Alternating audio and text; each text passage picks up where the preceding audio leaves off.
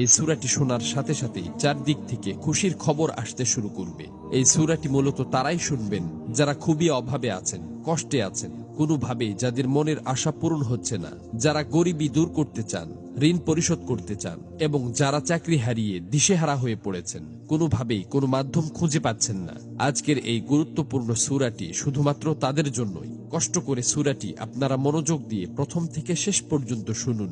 ইনশাআল্লাহ এই সূরাটি শোনার উসিলায় আপনাদের সকল অভাব অনটন গায়েব থেকে দূর হয়ে যাবে, সকল ঋণ পরিশোধের ব্যবস্থা হয়ে যাবে, মনের সকল অপূর্ণ আশা আকাঙ্ক্ষাগুলো পূরণ হয়ে যাবে। আপনি যা চাইবেন সাথে সাথে তাই কবুল হবে ইনশাআল্লাহ।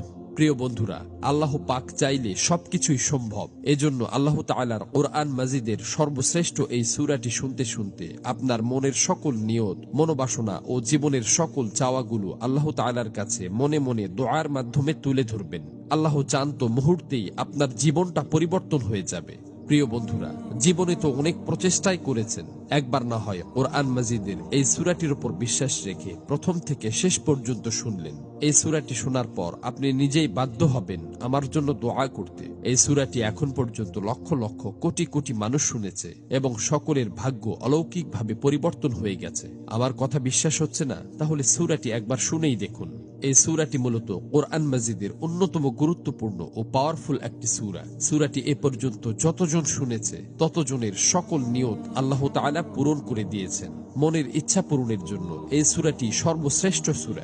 আমি শুধু মুখেই বলছি না, সূরাটি শোনার পর আপনারা নিজেরাই প্রমাণ দেখতে পাবেন। এজন্য কোরআন মাজিদের উপর বিশ্বাস রেখে দ্রুত সূরাটি একবার শুনে নিন। ইনশাআল্লাহ সাথে সাথেই রেজাল্ট পাবেন। মহান আল্লাহর কাছে দোয়া করি, হে আল্লাহ, যারা যে নিয়তে যে উদ্দেশ্যে এই সূরাটি সম্পূর্ণ শুনেছে এবং শুনবে, আপনি তাদের জীবনের সকল উদ্দেশ্য এবং মনের সকল আশা আকাঙ্ক্ষা গায়েব থেকে পূরণ করে দিন।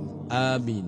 কমেন্ট বক্সে আপনিও আমিন লিখে উন্মুক্ত দোয়ায় শরীক থাকুন, কেননা কে জানে যে কার মুখ থেকে বলা আমিন কখন কবুল হয়ে যায়। তো চলুন সূরাটি শুনে নেওয়া যাক। أعوذ بالله من الشيطان الرجيم. بسم الله الرحمن الرحيم.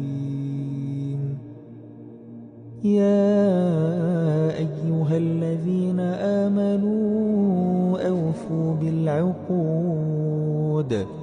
أحلت لكم بهيمة الأنعام إلا ما يتلى عليكم غير محل الصيد وأنتم حرم.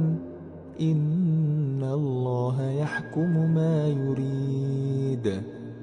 يا أيها الذين آمنوا لا تحلوا شعائر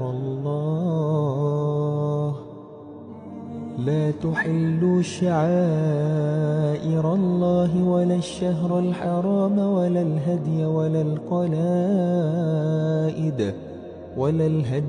القلائد ولا آمين البيت الحرام يبتغون فضلا من ربهم ورضوانا. وإذا حللتم فاصطادوا ولا يجرمنكم شنآن قوم أن صدوكم عن المسجد الحرام أن تعتدوا